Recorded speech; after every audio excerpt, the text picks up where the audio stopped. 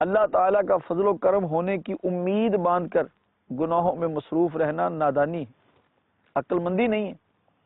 کیونکہ گناہ گاروں کی ایک بہت بڑی تعداد ضرور جہنم میں جائے گی، اور کوئی گناہ گار یہ نہیں جانتا کہ قیامت کے دن اللہ تعالیٰ میرے گناہوں کو یقینی طور پر معاف کر دے گا،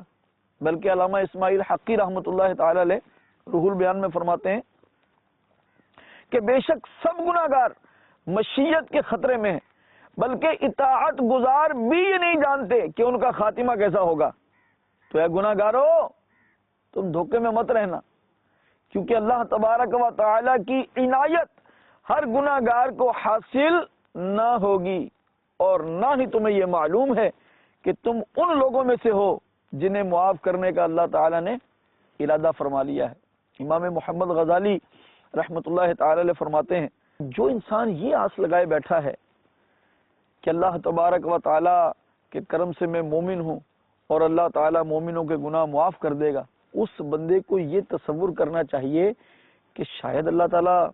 اس کے گناہوں کو معاف نہ کرے، اور یہ بھی ممکن ہے کہ جب انسان اطاعت نہ کرے تو اس کا ایمانی درخت کمزور ہو جائے،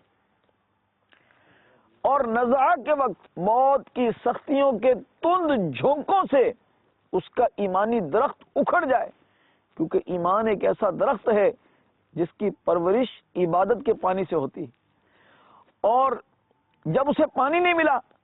اس نے قوت نہ پکڑی، اور اس کے اکھڑ جانے کے خطرات جو ہے وہ ہر وقت اس کے سر پر منڈلاتے رہیں گے۔ اگر وہ اپنا ایمان سلامت لے گیا تو یہ بھی امکان ہے کہ اللہ تعالیٰ اسے بخش دے، اور یہ بھی ممکن ہے کہ اسے عذاب میں مبتلا کر دے۔